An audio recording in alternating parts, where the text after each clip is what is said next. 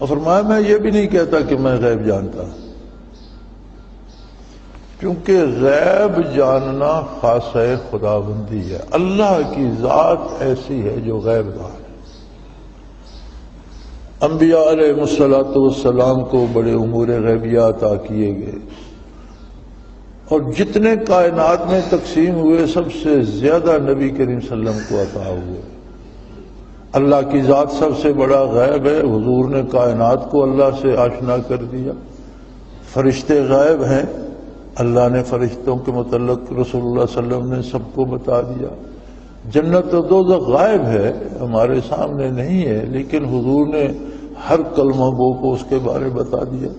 بے شمار امور غیبیاں ہیں جن پر عام آدمی کو بھی اطلاع دے دی گئی، خود حضور کے علوم کا احاطہ نہیں، لیکن جو غیب انبیاء اور رسل کے پاس ہوتا ہے یا اللہ کے بندوں کے پاس ہوتا ہے وہ ہوتا ہے اطلاع عن الغیب،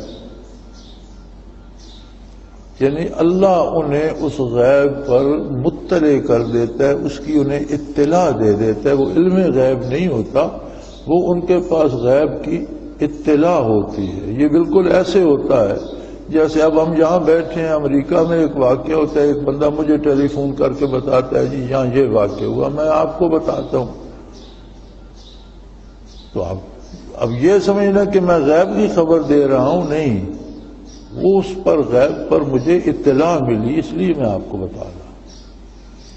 تو انبیاء علیہ السلام کے پاس جو علوم ہوتے ہیں وہ اطلاع عن الغیب، غیب وہ ہوتا ہے جو کسی بھی ذریعے سے پتہ نہ چلے، خود ذاتی طور پر جانتا ہو، اور یہ جاننا صرف اللہ کی خصوصیت ہے۔ اللہ کو کسی کی احتیاج نہیں کہ کسی کے بتانے سے جانے گا، وہ ذاتی طور پر جو ہو چکا وہ بھی جانتا ہے، جو ہو رہا ہے وہ بھی جانتا ہے، جو آئندہ ہوگا وہ بھی جانتا ہے۔ اللہ کے علوم میں ماضی حال مستقبل نہیں ہے، اللہ کا علم حضوری ہے، غیب بھی اس کے سامنے، گزشتہ جو ہے وہ بھی حاضر ہے، اور آنے والا بھی اس کے سامنے حاضر ہے، اور جو موجود ہے وہ بھی اس کے سامنے حاضر ہے، اور یہ صرف اللہ جل شانہ کی خصوصیت ہے، اس میں وہ واحد ہے، لا شریک۔ کچھ ذرائع لوگوں نے بنائے علوم غیبیہ کو جاننے کے لیے، اس کے دو حصے ہیں۔ ایک حصہ تو یہ ہے کہ کچھ لوگوں کو شیطان سے مصاحبت ہو جاتی ہے، اور شیطان کچھ نہ کچھ باتیں ان کے دلوں میں ڈالتا رہتا ہے۔ قرآن کریم میں آتا ہے ان الشیاطین لیوحون الی اولیائہم، شیطان اپنے دوستوں سے باتیں کرتے ہیں۔ اب یہ شیاطین روح زمین پہ پھرتے رہتے ہیں، ادھر ادھر کی باتیں سنتے رہتے ہیں۔ ایک واقعہ کہیں دور ہوا، شیطان نے دوسرے کو بتایا، اس نے کسی اپنے دوست کو، ساتھی کو بتا دیا، اس نے یہاں بات کر دی فلاں جگہ یہ واقعہ ہوا ہے۔ اب لوگوں نے سمجھا یہ بڑا غیب دان ہے۔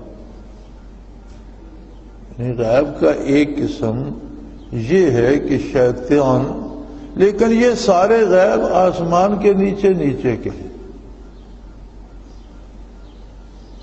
اور شیطان جس سے بات کرتا ہے ظاہر ہے اللہ نے اسے اولیاء شیطان کا دوست کہا، ان الشیاطین لیوحون الی اولیائہم، اپنے دوستوں سے شیاطین باتیں کرتے ہیں، اس کا مطلب ہے اس بندے کا کردار بھی شیطانی ہوگا، اس کا کھانا بھی حلال نہیں ہوگا، اس کے اعمال بھی کافرانہ ہوں گے اور برے ہوں گے، وہ بدکار بھی ہوگا، غلیظ بھی ہوگا، یہ ساری چیزیں اس میں ہوں گی۔ دوسرا ہے کچھ انسانوں کے ایجاد کردہ جفر، رمل، یہ وہ، ان کی حیثیت ایسی ہے جیسے علم طب یا میڈیکل سائنس انسان کو اللہ نے سکھائی۔ اب بدن میرا ہے، آپ کا ہے، ہمیں نہیں پتا، ہمیں صرف یہ پتا ہے کہ مجھے بخار ہے۔ کیوں ہے؟ ڈاکٹر چیک کرتا ہے، کبھی وہ کہتا ہے کہ یہ وائرل انفیکشن ہو گئی ہے، کبھی کہتا ہے آپ کو مچھر نے کاٹا اس لیے بخار ہو گیا، کبھی کہتا ہے آپ نے کوئی فلاں چیز کھا لی اور اس کا موسم تھا فروٹ کا، وہ آپ کو راسنی آپ نے کھا لیا اس سے بخار ہو گیا۔ اب بیمار ہم ہیں، جانتا وہ ہے، لیکن اس کا یہ جاننا صحیح بھی ہو سکتا ہے، غلط بھی ہو سکتا ہے۔ ڈاکٹر کو بھی دھوکہ لگ سکتا ہے، طبیب کو بھی دھوکہ لگ سکتا ہے، ہو سکتا ہے جو وہ سمجھ رہا ہے وہ نہیں، کوئی اور بیماری. اور یہ ہمارا بارہ کا تجربہ ہے.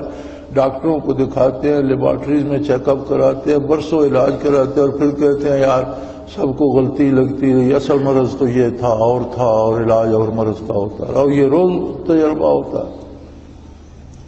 اسی طرح جفر و رمل اور یہ دست شناسی اور چہرہ شناسی اور یہ لکیریں پڑھنا، یہ سب اندازے ہیں.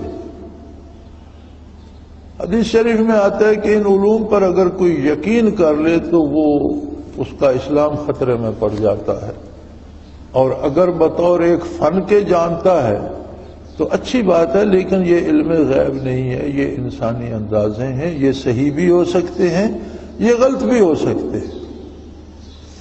ان سے زندگی کی راہیں متعین نہیں کی جا سکتی.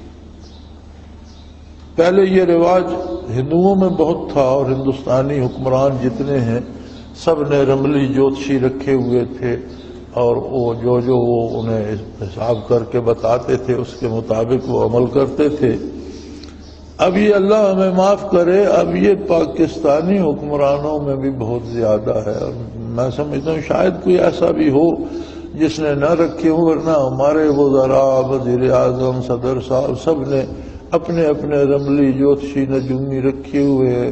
وزیروں وغیرہ کے جو ہیں وہ پل کانٹیننٹل میں انہوں نے کمرے دے کے رکھے ہوئے ہیں، صدر صاحب نے پریزیڈنٹ ہاؤس میں رکھے ہوئے ہیں. اب وہ ان کی رہنمائی کرتے ہیں، یہ کر دو وہ کر دو. تو اس رہنمائی کا نتیجہ آپ دیکھ رہے ہیں کہ پورا ملک تباہی کے دہانے پہ کھڑا ہے. نہ بجلی ملتی ہے، نہ پانی ملتا ہے، نہ کھانے کو ملتا ہے، نہ روزگار ملتا ہے، نہ انصاف ملتا ہے، اور ہر کوئی کسی کو جان کا تحفظ نہیں ہے. ہر چیز تباہ ہو رہی ہے. خدا کا خوف کرو. اگر تم کلمہ، یا تو کلمہ چھوڑ دو، اور اگر کلمہ پڑھا ہے تو پھر محمد الرسول اللہ سے مشورہ لو، اللہ کے قرآن سے مشورہ لو، اللہ کے احکام کی پیروی کرو کہ تم آباد ہو سکو. یہ رملیوں، نجومیوں، جوتھیوں، فالیوں نے تو ہمیں تباہ کر دیا. اور کتنی حیرت کی بات ہے کہ کافروں کی طرح مسلمان حکمران بھی وہ ان رملیوں، نجومیوں اور جوتھیوں کے مشورے پر اور ان کے کہنے پر کام کیے جا رہے ہیں، جس کا نتیجہ پورا ملک بھگت رہا ہے.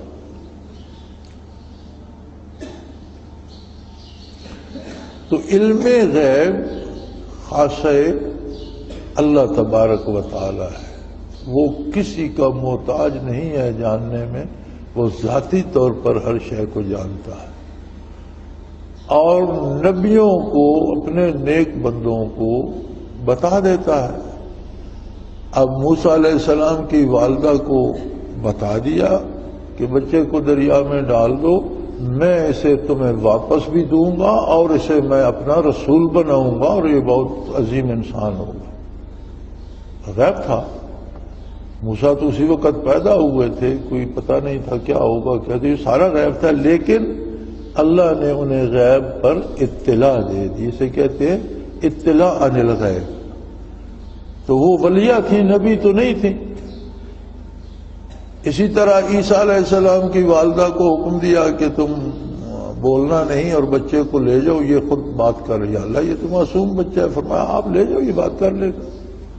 وہ لائیں تو جب انہوں نے سوال کیا کہ آپ نے بچہ کہاں سے لیا، آپ کی تو شادی نہیں ہوئی تھی اور آپ مسجد میں پلی بڑی، آپ کے والدین بڑے نیک اور پارسا تھے، تو آپ نے بچہ کہاں سے لیا؟ تو انہوں نے کہا میرا تو چپ کا روزہ ہے. پہلی امتوں میں یہ بھی روزہ ہوتا تھا کہ خاموش رہا جائے. انہوں نے کہا میرا تو روزہ ہے، میں تو نہیں بولوں گا. اس سے بچے سے پوچھو کیف نکلم من کان فی المہد صبیا، اس سے ہم کیا بات کریں، یہ تو چھوٹا بچہ 1 دن کا پنگوڑے میں پڑا ہے، تو اس سے ہم کیا بات کریں. ان کا انی عبداللہ. تو عیسیٰ علیہ السلام نے کہا بات کیوں نہیں کرتے ہو، میں اللہ کا بندہ ہوں، اللہ نے مجھے نبی بنایا ہے، اللہ مجھے کتاب دے گا، اللہ نے مجھے یہ کام کرنے کا حکم دیا ہے. تو جب تک عیسیٰ علیہ السلام نے کلام نہیں فرمائی تو یہ بھی تو غیب تھا کہ اسے واپس لے جاؤ، یہ خود ان سے بات کرے گا. لیکن یہ علم غیب نہیں تھا، یہ مائی صاحبہ کو غیب پر اطلاع دی گئی. تو اس طرح اگر اولیاء اللہ سے ثابت ہے تو انبیاء تو بہت عظیم ہستی ہوتے ہیں، انبیاء کے علوم کا احاطہ نہیں کیا جا سکتا۔ حضرت جی رحمۃ اللہ تعالی علیہ فرمایا کرتے تھے کہ کسی موضوع پر اگر کسی نے بحث بھی کرنی ہو تو کسی نبی کو بھی موضوع بحث نہ بنایا، اور خصوصاً حضور اکرم صلی اللہ علیہ وسلم کا نام نامی لے کر آپ کی ذات کو سامنے رکھ کر بحث نہ کی جائے، اس میں بے ادبی کا اندیشہ ہے، اور حضور کی بے ادبی کفر ہے، سب نیکیاں ضائع ہو جاتی ہیں۔ یہ کہنا حضور یہ جانتے تھے یہ نہیں جانتے تھے، یہ گستاخی ہے۔ یوں کہو کہ علم غیب اللہ کا خاصہ ہے، اور انبیاء اولیاء اپنے بندوں کو جو بتا دے وہ اطلاع عن الغیب ہے، اور جتنی اطلاع عن الغیب کائنات بسیط میں انبیاء اور رسل کو ہوئی وہ سب علوم بھی جمع کیے جائیں تو حضور کے علوم اس سے ماورا ہیں، اس لیے کہ حضور نبیوں کے بھی نبی ہیں۔ اب کتنے ہیں یہ اللہ جانے یا اس کا رسول جانے، یہ ہمارا مقام نہیں ہے۔ تولا جاتا ہے، میں اگر 10 سیر اٹھا سکتا ہوں تو میں وہ 5 سیر کی بٹا اور 5 سیر جنس رکھ کے اسے تول لوں گا۔ اگر مجھ سے 10 سیر بھی نہیں اٹھایا جاتا تو پھر میرا شاید معیار 4 سیر 5 سیر ہوگا۔ اپنے سے کم چیز کو تولا جاتا ہے۔ اب مجھے کوئی کہے اس پہاڑ کو تول دو تو میں تول سکتا ہوں۔ تو یہ معیار مقرر کرنا بھی اپنے علوم کے اندر ہے۔ جو چیز ہمارے علوم سے برا ہو، جسے ہم سوچ بھی نہ سکتے ہوں، اس کی حدود ہم کیسے متعین کر سکتے؟ عظمت پیغمبر صلی اللہ علیہ وسلم کو تو ہم سوچ بھی نہیں سکتے کہ کہاں حدود ہے۔ ایک ولی کی ولایت کی حدود کو سوچنا ممکن نہیں ہے، اس حد تک وسعت ہے ولایت الہی میں۔ ولایت الہی میں اتنی وسعت ہے کہ ولی اللہ کے مراتب منازل دنیا میں شروع ہوتے ہیں، وہ ترقی کرتا رہتا ہے، اس کو آخرت میں ترقی ملتی ہے، برزخ میں ترقی ملتی ہے، آخرت میں ملتی ہے۔ جنت میں اہل جنت کے مقامات روزانہ ہر لحظہ بلند ہوتے رہیں گے، کل یوم ہوا فی شان، ہر دن نیا دن ہوگا، نئی باتیں، نئی لذتیں، نئے مقام ہوں۔ تو اب کون آج بیٹھ کر کون اندازہ کر سکتا ہے کہ اگر یہ جنت میں گیا تو اس کو اتنا اتنا اتنا اتنا ملے گا؟ میں اور آپ کر سکتے ہیں؟